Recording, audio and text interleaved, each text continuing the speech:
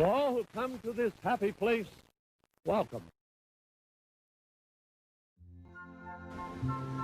Ooh, wow. Oh my.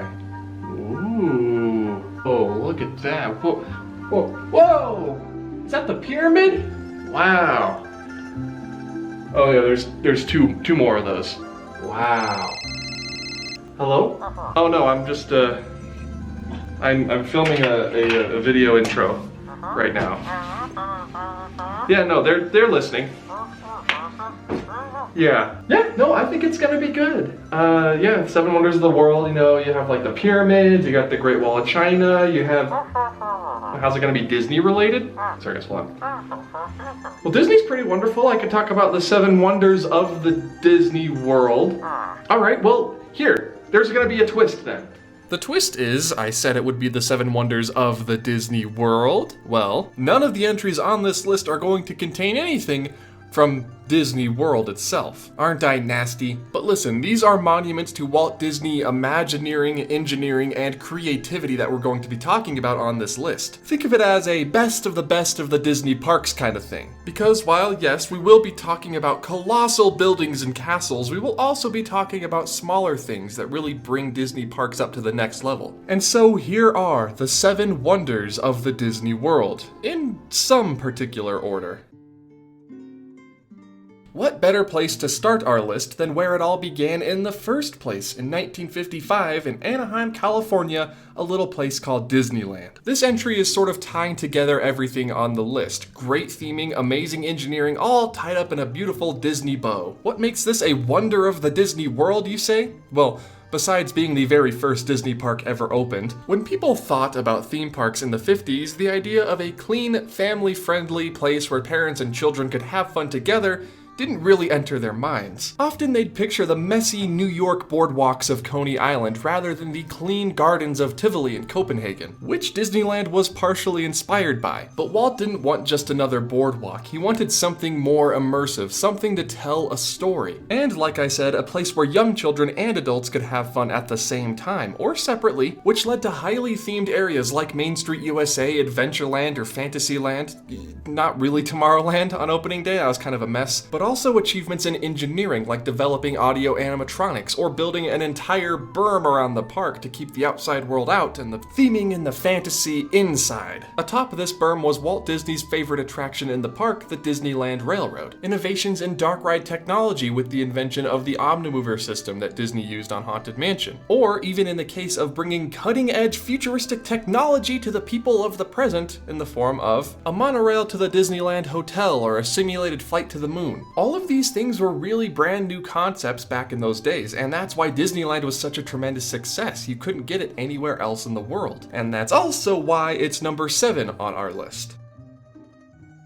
Now let's move from opening day Disneyland to the most recently opened land at Disneyland, Star Wars Galaxy's Edge. This wonder is number 6 on the list specifically because of the theming, mostly. I mean, there is an amazing dark ride, and we're going to talk about that, but everywhere you go in Galaxy's Edge, only at Disneyland though, we're not talking about Disney World on this list, I swear. Everything looks lived in or used, like the citizens had just put down their tools and left for the day when all of us came in to visit. The debate of whether or not it belongs at Disneyland is still up in the air because Walt was famous for going on record saying he wanted his park to be clean. Like when the Haunted Mansion was opening and he said, "We'll let the ghosts take care of the inside and we'll take care of the outside." It feels like everything at Galaxy's Edge has a layer of dust or grime on it, and I don't know if Walt would have necessarily enjoyed that, but I know I do. It adds a lot of detail to your environments while being the single most heavily themed theme park land I've ever been in. I mean, it's at least right up there with New Orleans Square. Yeah, I'm not going to tell you which one number 1 is. If you ever find yourself in Oga's Cantina, look at the walls and the blaster marks that have been left over the years. Even the handles for all the beers on tap correspond to a sort of story. Like if you look, the handle for the Jedi Mind Trick drink is a lightsaber. And yes, now let's talk about Rise of the Resistance. If you haven't seen my Rise of the Resistance masterpiece or mess video, which, I mean, spoiler alert, masterpiece, it's one of my favorite Disney rides in decades because it doesn't have an over-reliance on screens. Yes, they're in there, but but the screens serve more as an addition to the physical sets rather than the entire ride itself, like in Flight of Passage. Plus, I mean, you have 3 ride systems in one. I mean, what's not to love about this ride? If you haven't been on it, I highly recommend to get down there and ride it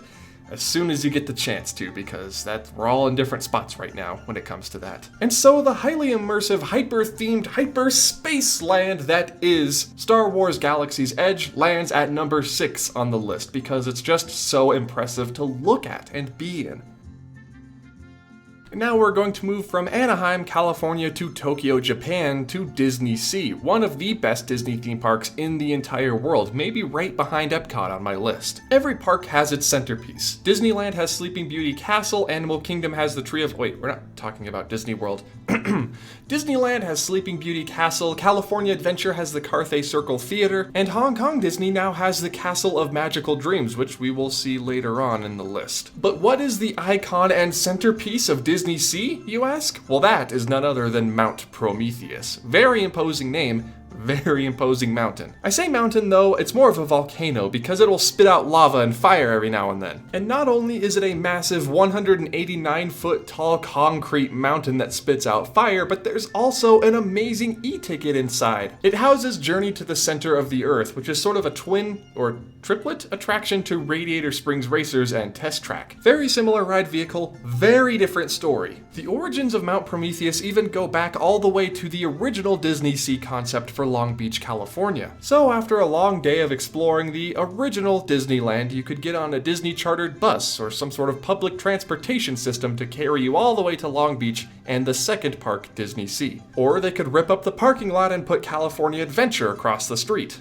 You can see why they went with option number 2. If you're ever in Disneysea, take a look up at Mount Prometheus, because even though it's only 189 feet tall, which is roughly the same size as Cinderella Castle in Walt Disney...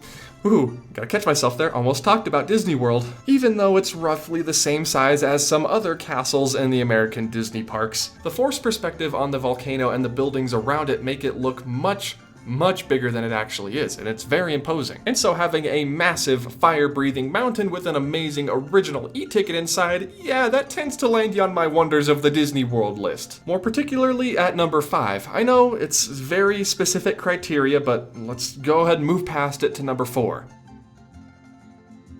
Now we're going to talk about another massive castle that dominates the skyline of the Disney park that it's in. The newest Disney park, actually, and that is the Enchanted Storybook Castle at Shanghai. Enchanted Storybook Castle, unlike Cinderella Castle in Tokyo, is its own unique thing you can't see anywhere else in the world, like Paris or Disneyland's castle. This one is 200 feet tall, even taller than Mount Prometheus. And dare I say, the thickest Disney castle ever. I mean, look at it. It has the biggest footprint of any castle I've ever seen. And like Mount Prometheus, there is an original attraction inside the castle known as Voyage to the Crystal Grotto. It's very unique, but if I were to compare it to other Disney attractions in America, I'd probably say it best lines up with probably the Storybook Land canal boats at Disneyland. The ride starts outside in a little sort of town square as you work your way up and then eventually through the castle. And while there's a ride operating beneath the castle, there's lots of shows and restaurants and shopping operating in and above it. I'm gonna be quite honest, guys, the reason that this castle is on the list is because it's the biggest one.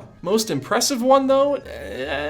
No, there's one that I think is a lot cooler. When you look at the outside, it looks very Winchester Housey, like they didn't know where to put spires or different staircases and balconies. And so in the end, they just kind of threw it all on there to make it the biggest castle, but, you know, without much of a plan. But that's why it's number 4 on our list, guys. Number 3 is way cooler, and it's another icon.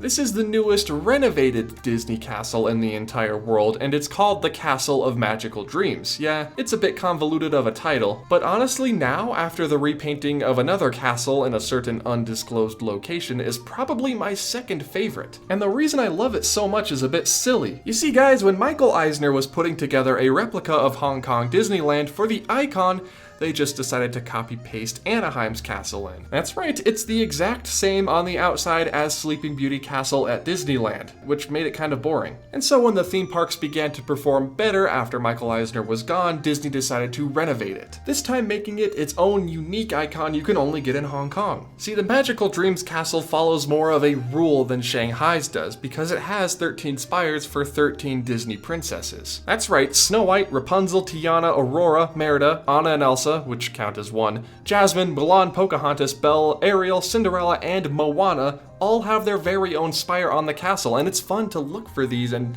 point out when you see one and who it belongs to. But my absolute favorite part of Hong Kong's castle is that you can still see where it all started. Look past all the gold trim and fancy spires and you'll see the vague outline of the original Sleeping Beauty castle. And this castle stands as a perfect metaphor for building on what Walt Disney dreamed up all those years ago in 1955. Because yes, there's all these fancy spires and stained glass and doodads, but at the center of the castle is Disneyland in California. Seriously, it's like one of the best icons Disney has ever made for any park ever. And it just recently opened, so if you want to go online and look at some pictures of the spires, I highly recommend it because they're all very unique and very well done. But like how Sleeping Beauty Castle is at the center of the Castle of Magical Dreams, Disneyland is at the center of this list. So for number 2, we go back to Anaheim.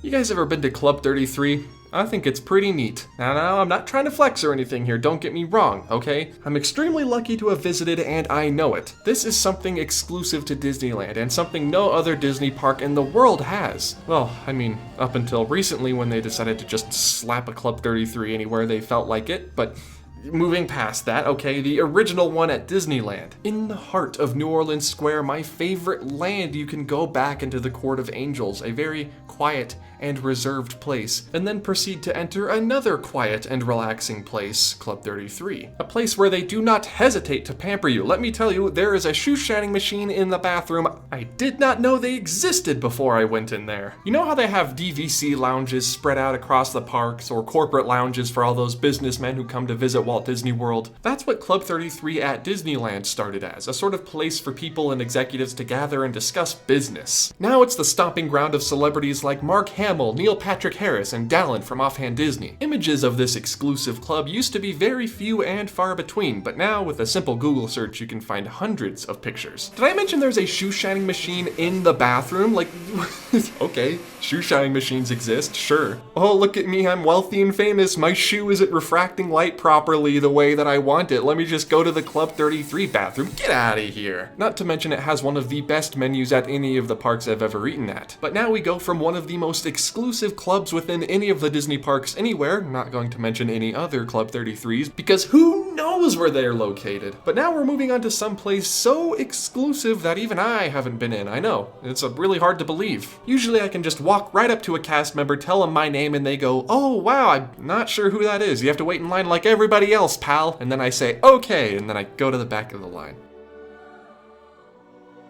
Similar to Club 33, when Disneyland was being built, Walt wanted a place to entertain not business executives, but family and friends. Somewhere they could go to get out of the heat and hustle, and also the bustle of the crowds down at Disneyland. And so on Main Street, USA, right above the firehouse, sits Walt Disney's, albeit very small, apartment. Average people like you and me these days can go up to Walt's apartment with the Walk in Walt's Footsteps tour at Disneyland. It'll put you back a couple of dollar bills, and I've actually never done it myself, but I hear it's a very fun time. The reason this is number 1 on my list though is that this is something related so specifically and personally to Walt that you can't find anywhere else, even at Disneyland. Nowhere in any of the Disney parks all over the world has Walt Disney slept or played or eaten his famous chili. That happened only at the apartment above the fire station, something very special that only Disneyland has the claim to fame for. And of course, the lamp. And if you don't know about the lamp, let me tell you. Back when Walt was actively walking the park back in the 50s and 60s, whenever he went up to his apartment, he would light a lamp that sat in the window facing Main Street. So in the morning when every cast member and visitor walked into the park, they could look up at the fire station window and see if the lamp was illuminated or not. And if the lamp was glowing, that meant the boss was in the park and everyone needed to be on their best behavior because Mr. Disney was there that day. In 1966 though, when Walt died, they decided to turn off the lamp because because he obviously wouldn't be visiting Disneyland again. Now, there are some ghost stories here and there circulating about the lamp mysteriously turning on by itself. But over the years, whoever it was in charge of running the day-to-day operations of Disneyland decided that the lamp should be illuminated forever, because it very much means the same thing it did back in the old days. Walt Disney is still a part of Disneyland, and he's still in the park. Although maybe not physically, his presence and his ideas continue to live on at the original Magic Kingdom. And it's the only place in the world where you'll find that lamp illuminated in that window. And that, I think, is pretty wonderful. And there you have it, my list of the 7 wonders of the Disney World. What did you think? And is there anything I'm leaving out here? Is there any location or resort that I forgot to mention for whatever reason? Let me know in the comments what your top 7 wonders are. I'd be really interested to see what means what to different people. And as always, everybody, thank you for watching, and goodbye.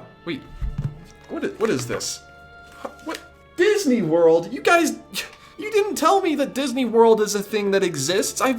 This whole time I could have talked about Disney World and all the cool stuff there, like Spaceship Earth, or Mission Space, or all of Epcot, the floating mountains in Pandora, the oil rig tree. This has been another original Offhand Disney video. Everybody, thank you so much for watching. I hope you enjoyed this list of my top 7 personal sort of wonders of the Disney World, not counting anything in the actual Disney World Resort. I'd like to thank my friends over at the Hong Kong Main Street Gazette for the footage of the Castle of Magical Dreams. They have a bunch of footage and videos from Hong Kong Disneyland, so if that interests you, stuff like Mystic Manor or of course the castle, head on over to the link in the description. I've linked their website and their YouTube channel, and check it out. They have some really cool stuff over there. If you enjoyed this video, please leave a thumbs up, and if you're new to these sort of offhand Disney videos, make sure to subscribe if you want more like this, because yes, I do plan on making more videos like this. The names that you also see scrolling to the side here are the names of my Patreon patrons who got early access to this episode audio a few days ago. Obviously not the whole thing though, because there's gotta be surprises left for everyone, you know, you can't spoil all the good stuff. I also have a subreddit on Reddit that I like to browse and look through every now and then just to see what people are talking about. If you guys have any questions or just any thoughts about the videos that are too long to put on Twitter, head over to the subreddit. I promise I look at it. But that about wraps it up for the end card, everybody. Thank you all so much for watching this video, and I hope to see you all in the next one, where I'm going to be talking about, top 10 favorite Disney smells again. This is round 2. If you're interested in that, don't touch that dial. Offhand Disney will be right back. And by right back, I mean autoplay is going to kick in here pretty soon. As soon as I end the video. Goodbye.